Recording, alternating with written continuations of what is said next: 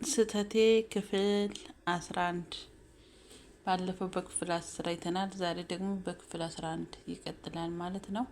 ቪዲዮውን ከወደዳችሁት ላይክ እና ሼር በማድረግ ከመጀመሪያው እስከ መጨረሻው ካዳመጣችሁት ትማሩበታላችሁ ብዬ ተስፋ አለኝ። እኔም የተማርኩበትና የተረዳሁትን ለእናንተ ይጠቅማል ብዬ ነው ይዤላችሁ የመጣሁት። ቤተሰቦቼ ሰላም ጤና ይስጥልኝ። ውድና የተከበራችሁ የዲኔ ጎንደሬዋ ዩቲዩብ ተከታታዮች በሙሉ በያላችሁበት የዓለም ዳርቻ ሰላማችሁ ብዝት ተረፍረፍ ይበልልኝ። ዛሬ እንግዲህ በክፍል 11 ስህተቴ በክፍል 11 ይዤላችሁ መጥቻለሁ። እስከ ቪዲዮ ፍጻሜ አብራችሁ እንድቆዩ ስል በትህትና ጠይቃለሁ። ስህተቴ ክፍል 11 ሚኪ ስለነበረው ነገር ጠይቆኝ ፌቢ አጠገቤ ስለነበረች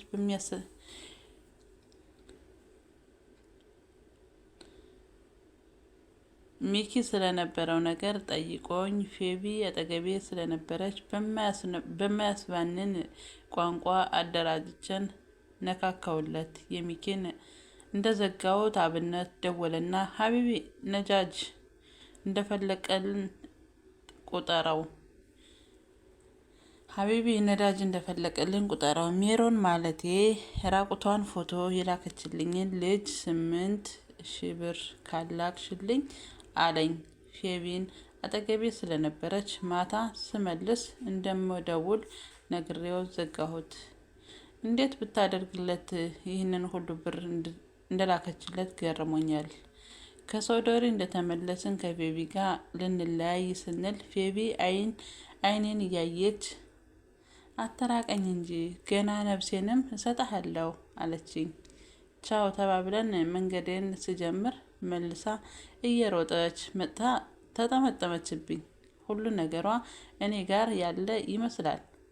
አይኗ ውስጥ ፍርሃት እና አክብሮት በደንብ ይታያል። በደንብ አቅፌ ተሰናበትኳት እና ወደ ቤት ሄድኩ። መንገድ ላይ እያለሁ ፌቢ ደወለችልኝ። ሁኔታዋ ሁሉ ገርሞኛል። አዳሩ ሁሉ ነግሯን ቀይሮታል። ፍቅሯ በስቶባት ወደ አምልኮት እንዳያድግ ፈራሁ። በቃ የሷን ስሜት የሚገልጽ ሙዚቃ ነው ዘፈነችልኝ። አዳመጥኳት። ልብ ትበላለች። ቤት ስገባ እማዬ የአምርያን እናትና አምርያ ተቀምጠው ይጫወታሉ። አምርያ ቡና እየቀዳች ነው። ከመቼው ደርሳ እንደሆነ ፈጣሪ ነው የሚያውቀው። ምናልባት ቀደም ብላ መጣ ይሆናል። ሰላም ብያቸው ተቀመጥኩኝ።